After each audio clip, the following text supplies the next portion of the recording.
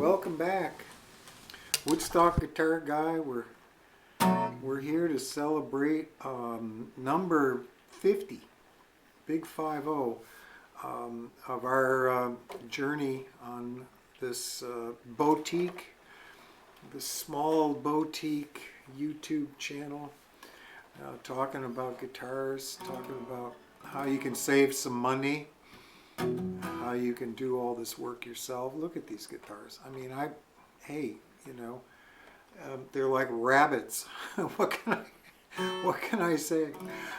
Anyway, I thought I would pick a guitar, a very special guitar in my life for this this big number 50, and that would be none other than, yes, the Guild D50, which has been with me for almost 50 years, getting right up there. 48 years I've been hauling this thing around, and it's been rewarding me with some really great songs and some great tone and great durability. I've got some great stories to tell about this guitar, but for starters, I just want to say that you know, thanks for tuning in. 50 is, I know I kid about doing 10,000 of these, but to actually get here to 50 is kind of, for me, it's a bit emotional. You know, it's a lot of work here. Been building it up over almost a year now, you know, so over a year. Thank you all for sticking with me here and hanging in, and I hope you've learned something from my mistakes. That was the whole goal. Learn from my mistakes. I thought this guitar was a mistake when I bought it, and the first guitar I bought was a mistake. It was an Alvarez, and it cost like $300, and I bought it new, and I was playing electric at the time, and I just figured I needed an acoustic, and I had some money burning a hole in my pocket, I guess, back in 1978, and they sold me this Alvarez for $300, and it was a Martin copy, and I wish I had it today. I mean, it's probably worth a lot of money, you know, those old Alvarezes. I think this one was even signed by the luthier, you know, the fellow who made the first guitars and stuff like that. But the problem I had with the guitar was it was such an exact copy of a Martin, it didn't have a truss rod. And the neck went on it. Right after I got it, the neck went like, and I took it back to the store. They had a guy who worked down in the basement, you know, in the dark. He had a little light, and he had like a, you know, like a eye shade kind of thing, like bankers, you know, and he had a little bench, and he would work on the guitars. He was a really nice guy. I think his name was Ron.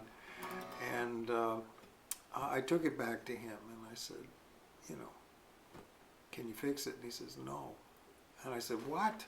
I just bought this thing. He says, well, look, he says, I'll do you a favor. He says, come upstairs. And he brings me upstairs, and they have a glass case. This is in New Hampshire, okay, in Claremont, New Hampshire. Don Whitcomb's music store. Don was the owner, and Ron worked downstairs. And he worked the floor sometimes too. So he takes me to the glass case and points to this guitar and says, that's the one you want. And I said, okay, brand new, but it was $600. And he said, look, I'll make you a deal. You know, the owner of the store was not there at the time. And Ron makes me the deal. He felt bad that I had bought this Alvarez, and the neck was warped, you know.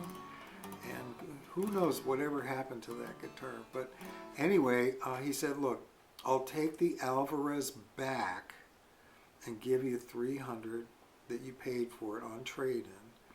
Just go round up another $300, and we'll do the whole deal, $600. So that's what I did. And I don't know how I did it, but I came back within, I don't know, an hour with the $300 and bought the guitar.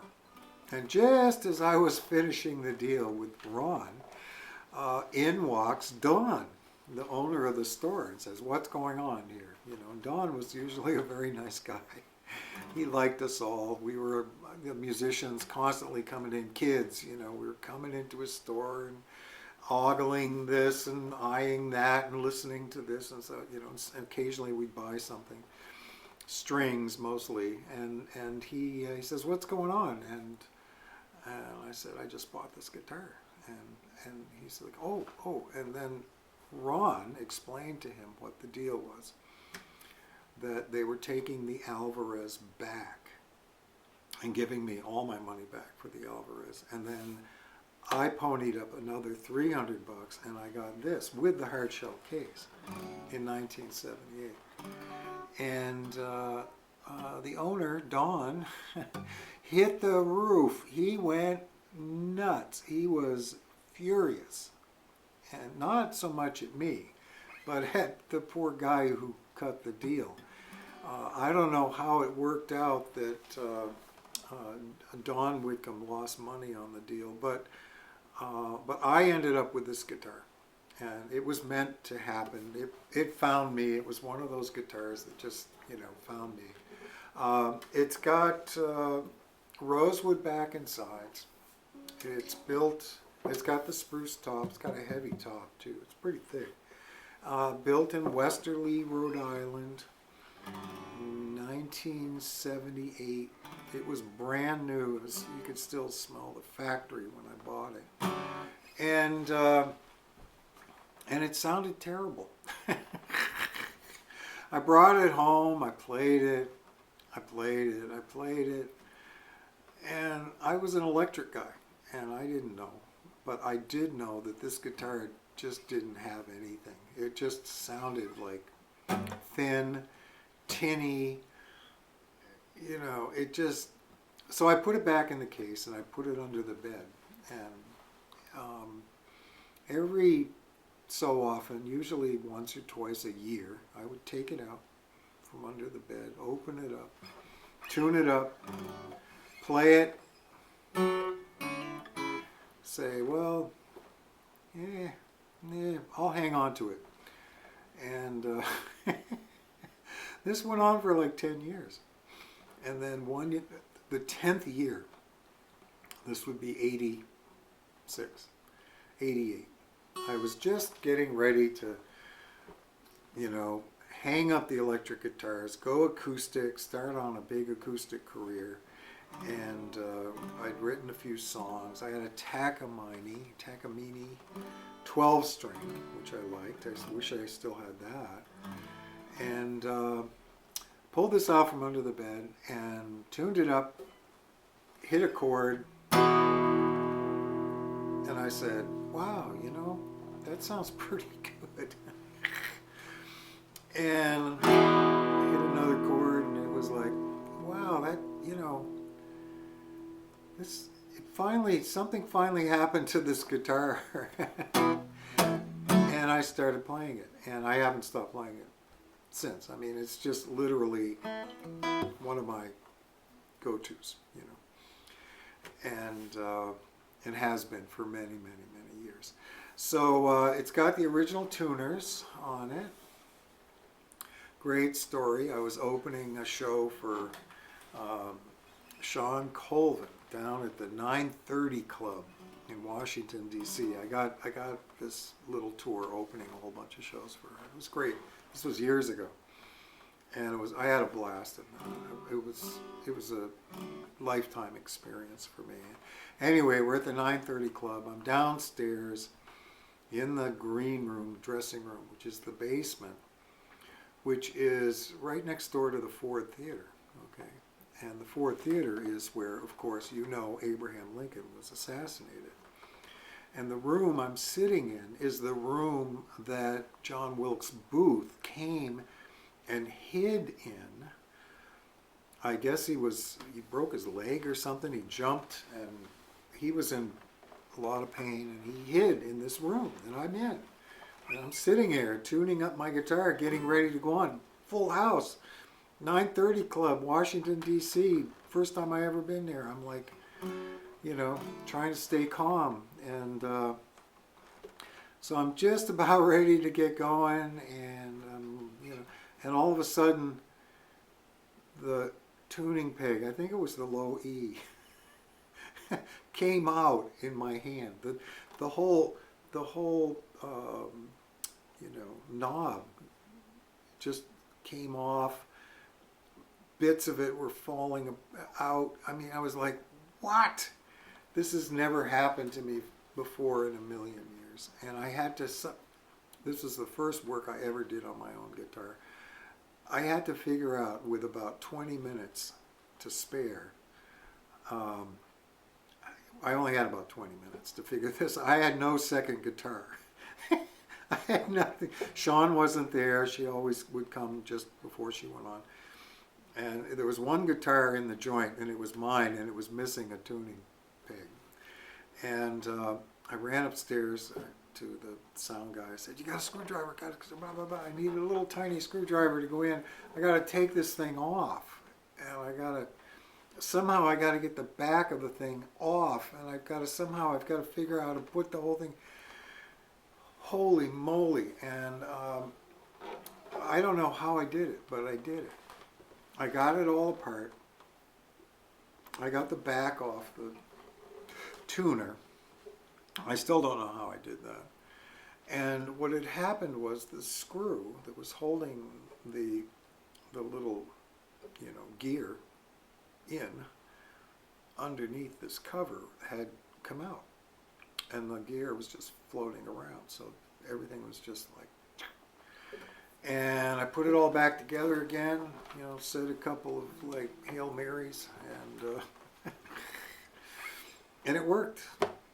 And I haven't had to touch it since. It's exactly the same as it was back then, the 930 Club. Still working great, you know. What else? I dropped a, you know, I dropped the piezo in here, a Fishman. I think it was a Fishman, and into a Fishman preamp. Comes out the back here. What else did I've replaced the frets on this guitar, probably, or had them replaced. I didn't do it myself, but I've had them replaced 3 full times, and then one time I just had like 5 frets replaced. I found somebody who would just do the 5, and because the rest of them were pretty good. I don't really play that high up on the neck, you know. Back of the neck, you can see, is pretty worn. That's all me, you know. That's my distressed, you know, whatever. Just from performing, you can kind of see it. We got that sun is coming in on her. Yeah, there you go. You know, I've worn it off, which is cool, and I've recorded a lot with this guitar, and it just, I pick it up and it's just like having an old friend, you know. So, and it sounds fabulous. It just keeps getting better with age. I know players who literally wear these guilds out playing live because they're such great guitars. And, you know, this one has been, you know, the quintessential workhorse acoustic guitar in my life anyway. And so with that, I'm going to sing you a little song, and it's called Happy 4th of July, and it was written on this guitar. And it's kind of timely because it's 4th of July coming up, and it's our 250th anniversary, and it's our 50th episode of Woodstock Guitar Guy, and we've got the D50 right here. And I got a $50 bill in my wallet.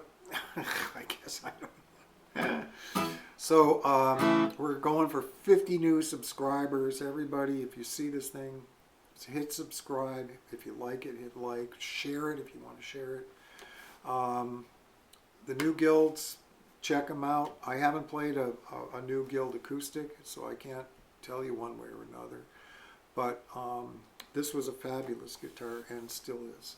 And if you find an old one, they're worth it. If you got to spend you know, I don't know, this is probably a $2,000 guitar now these days, but if you find one that's in really good shape, it might be worth springing for, because you'll just keep it forever. They grow on you, and then they sort of attach themselves to you, and then you can't get rid of them. So, what happened to the easy? We all understood America's true heart, peace and all that's good. There used to be reasons to believe in a dream. Yeah, but they shot him in Dallas. They shot him in Memphis. And they shot him in LA. What happened to the freedom where brave men once stood? America's future now, what becomes of you? Used to be reasons to believe in a dream. Yeah, but they shot him in New York. They shot him in D.C. Now they shoot us on Main Street. Long may she still wave. Keep your eye on the sky. Independence Day, happy 4th of July.